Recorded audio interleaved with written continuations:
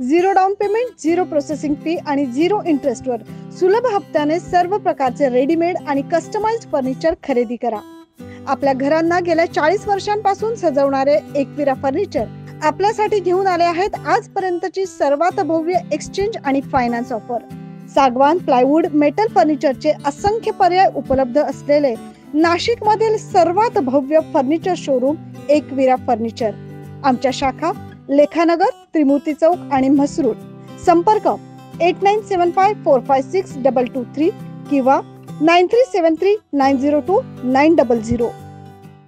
की हा आयकर भरायचा कधी? जर तो माझ्याकडनं भरला गेला नाही तर त्याच्यावरती मला इंटरेस्ट पण भरावा लागतो. इन्कम टॅक्स भरणं वेगळं आणि इन्कम टॅक्स रिटर्न भरणं वेगळं. तुम्हाला कुठल्याही इन्कम टॅक्स ऑफिसमध्ये तुमचं रिटर्न भरण्यासाठी, तुम्हाला टॅक्स भरण्यासाठी जायची गरज नाही. एकदा आपलं इन्कम टॅक्स रिटर्न भरलं म्हणजे आपलं काम संपलं असं नाही.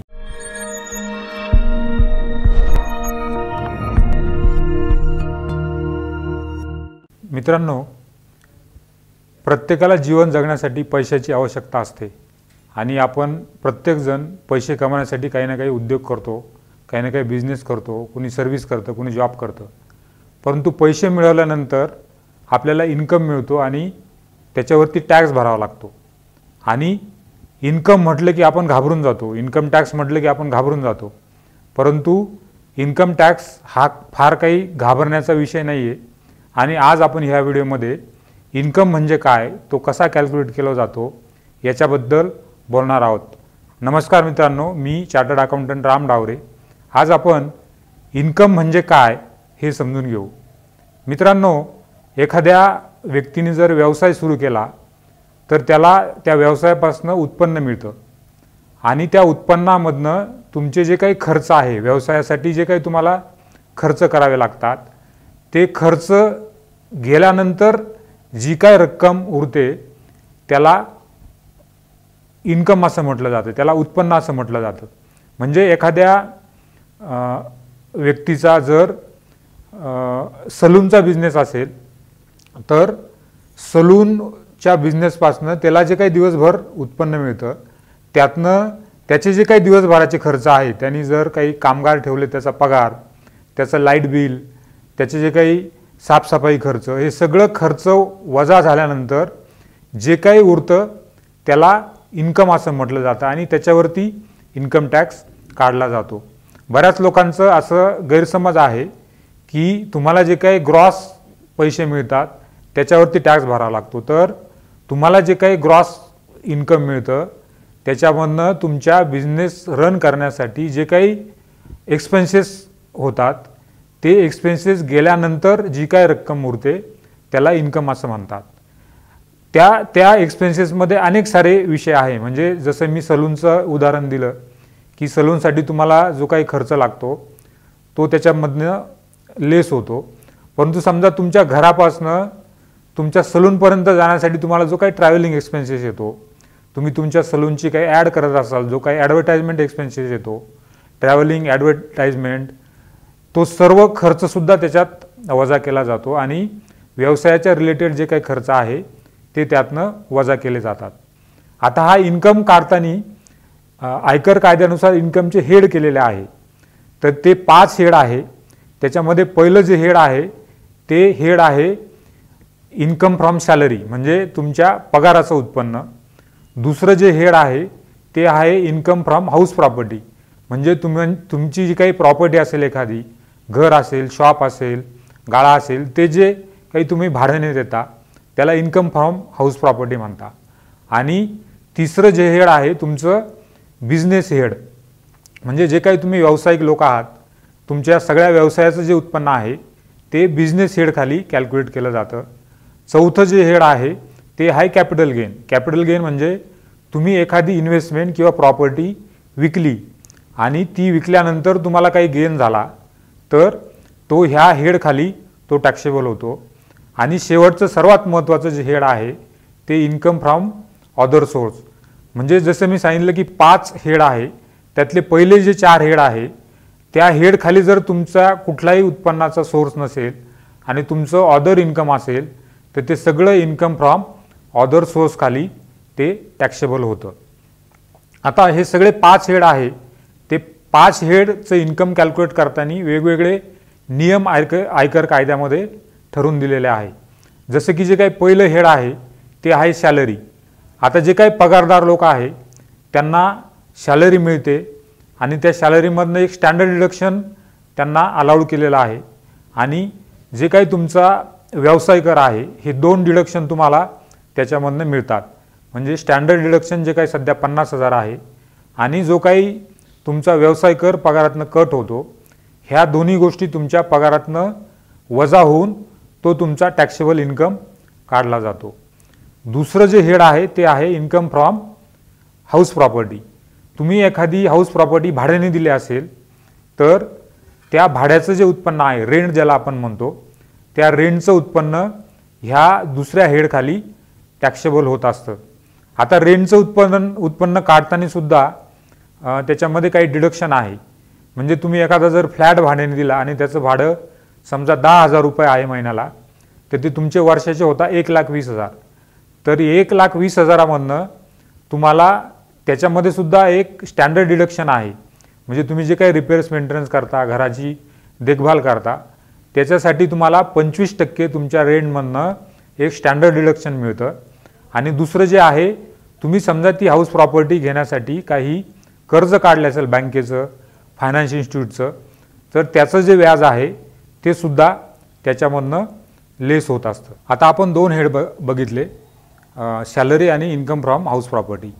तिसरं जे काही इन्कमचं हेड आहे ते म्हणजे इन्कम फ्रॉम बिझनेस, म्हणजे तुमच्या व्यवसायापासून मिळणारं उत्पन्न. आता व्यवसायापासून मिळणारं उत्पन्न जसं मी अगोदरच सांगितलं की तुमचा व्यवसाय चालवण्यासाठी जो काही खर्च येतो तो सर्व खर्च त्या तुमच्या आलेल्या ग्रॉस इन्कममधनं लेस होतो आणि जे काही उरतं ते तुमचं इन्कम असतं. असं इन्कम फ्रॉम बिझनेस आहे. बिझनेस खाली एक महत्त्वाचं जे डिडक्शन तुम्हाला मिळतं की जे डिडक्शन आहे ते आहे कारचं डेप्रिशिएशन. तुम्ही तुमच्या व्यवसायासाठी जी काही कार वापरता ती जी कार आहे त्या कारचं तुम्हाला त्याला मराठीमध्ये घसारा म्हणता, डेप्रिशिएशन. ते काही विशिष्ट रेट ठरवून दिलेले आहे इन्कम टॅक्सनी. त्या रेटनी तुम्हाला त्याचा घसारा पण खर्च म्हणून मिळतो. तुम्ही त्या कारसाठी जे काही लोन घेतलेलं असेल त्या लोनचं जे काही इंटरेस्ट आहे ते सुद्धा तुम्हाला तुमचा व्यवसायाचा खर्च म्हणून पकडलं जातं. तर असं व्यवसायाचं इन्कम काढताना खूप सारे तुम्हाला डिडक्शन अवेलेबल आहे. तुमचा जो काही व्यवसाय आहे त्याच्यासाठी लागणारे जे सर्व खर्च आहे, रिलेटेड सर्व खर्च, ते तुम्हाला त्याच्यामध्ये वजावाट मिळतात. आणि सगळं खर्च उरल्यानंतर जे काही तुमचं उत्पन्न शिल्लक राहतं तेच तुमचं टॅक्सेबल होतं ह्या बिझनेसच्या हेडखाली. नंतरचं जे हेड आहे ते आहे कॅपिटल गेन. कॅपिटल गेन म्हणजे तुमच्या जे काही इन्व्हेस्टमेंट आहे, मग त्या शेअर्स असतील, म्युच्युअल फंड असतील, तुमचे काही प्लॉट घेतलेले असतील, घर असेल, प्लॉट असेल, शेतजमीन असेल, हे विकल्यानंतर तुम्हाला जर काही त्याच्यात प्रॉफिट झाला, म्हणजे प्रॉफिट केव्हा होईल, समजा मी एखादी प्रॉपर्टी मागच्या वर्षी 1,00,000 रुपयाला घेतली आणि ती ह्या वर्षी मी 2,00,000 रुपयाला विकली, तर जो काही 1,00,000 रुपये प्रॉफिट होतो त्याच्यावरती आपल्याला टॅक्स भरावा लागतो. आणि त्या कुठल्या ॲसेट कॅपिटल गेन हेडखाली टॅक्सेबल होतात त्याची सुद्धा डेफिनेशन ह्या कॅपिटल गेन हेडखाली आयकर कायद्यामध्ये दिलेली आहे. तर ह्या जे काही प्रॉपर्टी तुम्ही विकता त्याचं सुद्धा इन्कम जे आहे ते ह्या हेडखाली टॅक्सेबल होतं. याच्यामध्ये शेअर्स आणि म्युच्युअल फंड हे जे काही तुम्ही विकता, समजा मी मागच्या वर्षी शेअर्स घेतले काही एका अमाऊंटला आणि मी पुढच्या वर्षी ते प्रॉफिटमध्ये विकले, तर त्याचा जो काही प्रॉफिट आहे शेअर्स आणि म्युच्युअल फंडचा तो सुद्धा ह्या हेडखाली टॅक्सेबल होतो. आणि राहिलेलं जे शेवटचं हेड आहे ते म्हणजे इन्कम फ्रॉम अदर सोर्स. जे काय आपले 5 हेड मी तुम्हाला सांगितले त्याच्यामध्ये पहिला जो आहे सॅलरी, दुसरा जो आहे इन्कम फ्रॉम हाऊस प्रॉपर्टी, तिसरा जो आहे बिझनेस आणि चौथा आहे कॅपिटल गेन. तर ह्या सगळ्यांमध्ये जे काही तुमचं उत्पन्न कुठल्याही हेडमध्ये बसत नाही तर ते शेवटच्या हेडमध्ये इन्कम फ्रॉम अदर सोर्समध्ये ते पकडलं जातं. जसं काही तुमचं बँकेचं इंटरेस्ट असेल, तुम्ही बँकेमध्ये फिक्स्ड डिपॉझिट ठेवला आहे आणि तुम्हाला त्याच्यापासून इंटरेस्ट येत असेल तर ते अदर सोर्समध्ये तुमचं पकडलं जातं.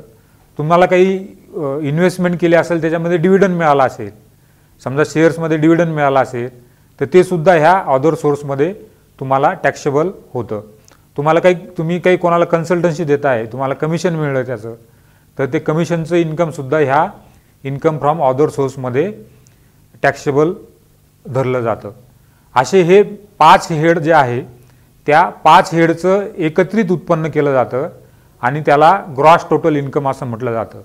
म्हणजे एखाद्या व्यक्तीचं जर 2 हेडपासून उत्पन्न असेल तर ते एकत्र केलं जातं. एखाद्याचं 3 हेडपासून असू शकतं, एखाद्याचं 4 हेडपासून असू शकतं. म्हणजे एखादा सॅलरी म्हणजे एखादा एम्प्लॉई पण आहे, त्याला इंटरेस्ट पण मिळतं, त्याला घराचं भाडं पण मिळतं. असं वेगवेगळ्या हेड खाली जे काही उत्पन्न मिळतं ते एकत्र करून त्याचं ग्रॉस टोटल इन्कम काढलं जातं. आणि हे जे काही ग्रॉस टोटल इन्कम आहे त्या ग्रॉस टोटल इन्कममधनं तुम्हाला सेक्शन 80 जे काही डिडक्शन आहे त्याच्यामध्ये ते वजावाट केल्यानंतर तुम्हाला टॅक्सेबल इन्कम तुमचं काढलं जातं. आता हे जे काही ग्रॉस टोटल इन्कममधनं जे डिडक्शन आहे त्याच्यामध्ये खूप सारे डिडक्शन आहे. त्याच्यामध्ये जे बेसिक डिडक्शन आहे, मेन जे डिडक्शन आहे, तुम्ही जे काही तुमचा विमा भरता म्हणजे ज्याला आयुर्विमा म्हणतो आपण, लाईफ इन्शुरन्स, तो आहे. तुम्ही घरासाठी कर्ज घेतलं असेल त्याचं प्रिन्सिपल जे आहे म्हणजे मुद्दल ते सुद्धा याच्यात पकडलं जातं. तुम्ही PPFमध्ये काही पैसे टाकले असतील तर ते सुद्धा या ATCच्या डिडक्शनमध्ये तुम्हाला कॅल्क्युलेट होतात. तर असं तुमचं ग्रॉस टोटल इन्कम झालं, त्यातने डिडक्शन गेले आणि डिडक्शन गेल्यानंतर जे काही उरतं ते तुमचं टॅक्सेबल इन्कम हे आयकर कायद्यानुसार काढलं जातं. आता हे टॅक्सेबल इन्कम काढल्यानंतर तुम्हाला वेगवेगळे स्लॅब दिलेले आहे इन्कम टॅक्सनी. म्हणजे जर तुम्ही वैयक्तिक इंडिव्हिज्युअल असाल तर तुम्हाला स्लॅब रेटनुसार इन्कम टॅक्स भरावा लागतो. आणि बाकीचे जे आहे जसं काही फर्म असेल तर तिला एक फिक्स रेट आहे, कंपनी असेल तर तिला एक फिक्स रेट आहे, तुमची लिमिटेड लायबिलिटी पार्टनरशिप असेल तर त्याला एक फिक्स रेट आहे. फक्त तुम्हाला इंडिव्हिज्युअल HUF याच्यासाठी स्लॅब रेट आहे आणि बाकीच्या जे काही पर्सन आहे त्याच्यासाठी तुम्हाला एक फिक्स रेट इन्कम टॅक्सनी ठरवून दिलेला आहे. त्यानुसार तुम्हाला तो त्याच्यावरती आयकर कॅल्क्युलेट करायचा आहे आणि तो तुम्हाला गव्हर्नमेंटला भरायचा आहे. आता सर्वात महत्त्वाचं कन्फ्युजन जे काही करदात्यांचं होत असतं ते असं असतं की हा आयकर भरायचा कधी. आता त्याच्यामध्ये 2 कन्सेप्ट आयकर कायद्यामध्ये आहे. एक आहे फिनान्शियल इयर आणि दुसरा आहे असेसमेंट इयर. म्हणजे फिनान्शियल इयर समजा आता आपण नोव्हेंबर 2023 आहे, तर हे जे काही फिनान्शियल इयर सुरू झालेलं आहे ते 1 एप्रिल 2023ला सुरू झालं आहे आणि हे 12 महिन्याचं जे काही फिनान्शियल इयर आहे ते 31 मार्च 24ला संपणार आहे. म्हणजे 1 एप्रिल 23 ते 31 मार्च 24 हे तुमचं फिनान्शियल इयर झालं. ह्या फिनान्शियल इयरमध्ये जो काही तुम्हाला इन्कम होणार आहे त्याचं तुम्हाला असेसमेंट करायचं आहे आणि त्याच्यावरती जो काही टॅक्स येणार आहे तो तुम्हाला 31 मार्च 2024 पूर्वीच भरायचा आहे. त्याला सेल्फ असेसमेंट टॅक्स असं म्हणतात.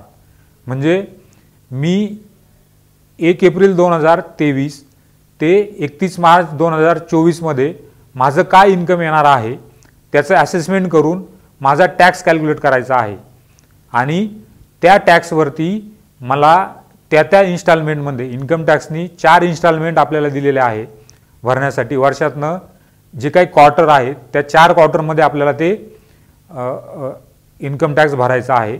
समजा मला ह्या फिनान्शियल इयरमध्ये 1 लाख रुपये टॅक्स येत असेल, टॅक्स असा काढायचा आपण ते बघितलं की सर्व हेडचं इन्कम एकत्र करायचं, त्यातून वजावटी घ्यायच्या आणि मग त्याच्यावरती टॅक्स काढायचा आणि तो टॅक्स मला वर्षभरामध्ये 4 हप्त्यामध्ये भरावा लागतो.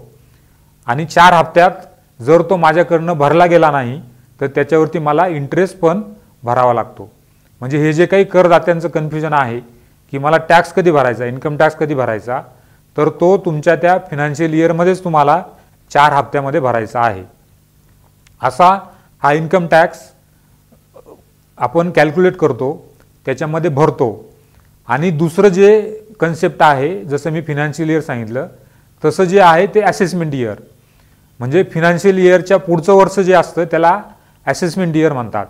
जसं आता फिनान्शियल इयर 2023-24 चालू आहे जे की 31 मार्च 24ला संपेल, तर त्याचं असेसमेंट इयर आहे 24-25 की जे 1 एप्रिल 24ला सुरू होईल आणि ते 31 मार्च 25ला संपेल. आता मी सांगितलं की हा जो काही इन्कम टॅक्स आहे तो तुम्हाला त्या फिनान्शियल इयरमध्येच 31/3/2024 पूर्वीच भरायचा आहे. परंतु याचं जे काही रिटर्न आहे ते तुम्हाला असेसमेंट इयरमध्ये भरावं लागतं. म्हणजे जे काही मी तुम्हाला सांगितलं पुढचं वर्ष, असेसमेंट इयर म्हणजे तुमच्या फिनान्शियल इयरचं पुढचं वर्ष, त्याच्यामध्ये तुम्हाला गेल्या वर्षभराचं जे काही इन्कम टॅक्सचं रिटर्न आहे ते तुम्हाला भरावं लागतं. इन्कम टॅक्स भरणं वेगळं आणि इन्कम टॅक्स रिटर्न भरणं वेगळं. जसं मी सांगितलं की इन्कम टॅक्स तुम्हाला पूर्ण वर्षभरातच भरायचा आहे, परंतु त्याचं रिटर्न तुम्हाला असेसमेंट इयरमध्ये भरायचं आहे आणि गव्हर्नमेंटनी काही डेट्स ठरवून दिलेल्या आहे, त्या डेट्सला तुम्हाला ते इन्कम टॅक्स रिटर्न भरायचा आहे. म्हणजे त्याला इन्कम टॅक्स रिटर्नच्या ड्यू डेट म्हणतात. तर जनरली ज्यांना काही ऑडिट वगैरे नाही, ज्यांचा टर्नओव्हर 1 कोटीपर्यंत आहे, त्यांना 31 जुलै ही तारीख असते. आणि ज्यांना ऑडिट आहे, ज्यांचा टर्नओव्हर 1 कोटीच्या वरती आहे, त्यांना 30 सप्टेंबर ही तारीख इन्कम टॅक्स रिटर्नची आहे. म्हणजे वर्षभरामध्ये जे काही तुम्ही इन्कम मिळवलं त्याच्यावरती टॅक्स तुम्ही ऑलरेडी भरला आहे, परंतु त्याचं विवरणपत्र, त्याला इन्कम टॅक्स रिटर्न म्हणतात, ते तुम्हाला असेसमेंट इयरमध्ये भरावं लागतं. आणि त्या असेसमेंट इयरमध्ये सरकारने जे काही ड्यू डेट ठरवून दिलेल्या आहे त्या वाढवल्यासुद्धा जातात काही कारणास्तव. तर त्या एक्सटेंडेड डेटपर्यंत तुम्हाला ते रिटर्न भरावं लागतं. आणि रिटर्न भरल्यानंतर ते रिटर्न तुम्हाला ऑनलाईन भरावं लागतं. हे सुद्धा सर्वात महत्त्वाचा एक विषय आहे की तुम्हाला कुठल्याही इन्कम टॅक्स ऑफिसमध्ये तुमचं रिटर्न भरण्यासाठी, तुम्हाला टॅक्स भरण्यासाठी जायची गरज नाही. ही सर्व सुविधा तुम्हाला इन्कम टॅक्स डिपार्टमेंटनी ऑनलाईन उपलब्ध करून दिलेली आहे. त्या ऑनलाईन रिटर्न भरण्यासाठी तुम्हाला तुमचा स्वतःचं लॉग इन इन्कम टॅक्सच्या वेबसाईटवरती तयार करणं गरजेचं आहे. तुमचा पॅन नंबर आल्यानंतर तुम्हाला इन्कम टॅक्सच्या वेबसाईटवरती स्वतःला रजिस्टर करावं लागतं आणि तिथे तुमचं लॉग इन क्रिएट करावं लागतं. आणि त्या लॉग इनमध्ये तुम्हाला जाऊन तुमचा आयकर आणि तुमचं इन्कम टॅक्स रिटर्न भरावं लागतं. तर मित्रांनो, असं मी तुम्हाला इन्कम टॅक्सची थोडक्यात माहिती सांगितली. इन्कम टॅक्स म्हणजे हा काही फार घाबरण्यासारखं काही नाही आहे. तुम्हाला इन्कम मिळाल्यानंतर त्याच्यावरती सगळे इन्कम मिळवण्यासाठी जो काही तुम्हाला खर्च येतो त्या सर्वांची वजावाट तुम्हाला मिळते. फक्त सॅलरी हे जर हेड सोडलं, सॅलरीमध्ये अशी काही सोय नाही की तुम्हाला त्याच्यामध्ये डिडक्शन मिळतील, परंतु बाकी सगळ्या हेडखाली तुम्हाला ते इन्कम मिळवण्यासाठी जे काही खर्च आहे त्याची वजावाट मिळते आणि नेट इन्कम काढल्यानंतर त्याच्यावरती टॅक्स लागतो. आणि तुम्हाला हे इन्कम टॅक्स रिटर्न असेसमेंट इयरमध्ये ऑनलाईन भरावं लागतं. लॉग इन, तुमचं जे काही इन्कम टॅक्सचं लॉग इन आहे तिथे सर्व फॉर्म्स उपलब्ध आहे आणि त्या फॉर्म्सला तुम्हाला सिलेक्ट करून तुम्हाला ते इन्कम टॅक्स रिटर्न भरायचं आहे. मित्रांनो, ही थोडक्यात माहिती आपण इन्कम टॅक्सबद्दल बघितली. पुढच्या सिरीजमध्ये आपण बघणार आहोत की एकदा आपलं इन्कम टॅक्स रिटर्न भरलं म्हणजे आपलं काम संपलं असं नाही. त्याच्यामध्ये इन्कम टॅक्स रिटर्न भरल्यानंतर अनेक गोष्टींचं आपल्याला लक्ष ठेवावं लागतं, अनेक गोष्टी आपल्याला ध्यानात ठेवाव्या लागतात. इन्कम टॅक्स रिटर्न भरल्यानंतर पुढं त्याचं काय होतं हे आपण नेक्स्ट व्हिडिओमध्ये बघणार आहोत. हा व्हिडिओ तुम्हाला जर आवडला असेल तर याला लाईक करा, हा फॉरवर्ड करा. जर तुम्हाला याच्या संदर्भात काही अधिक माहिती असेल, तुम्हाला आवडला असेल तर तुम्ही कॉमेंट पण त्याच्या खाली करा. तुम्हाला याच्याबद्दल आणखी काही माहिती पाहिजे असेल तर ते पण तुम्ही कॉमेंटमध्ये टाका आणि म्हणजे त्याच्याबद्दल तुम्हाला आणखी माहिती देता येईल. धन्यवाद. आणि चॅनल जर तुम्ही सबस्क्राईब केलं नसेल तर सप्रेम मराठी ह्या चॅनलला तुम्ही सबस्क्राईब करा आणि आपल्या मित्रांना पण सांगा सबस्क्राईब करायला.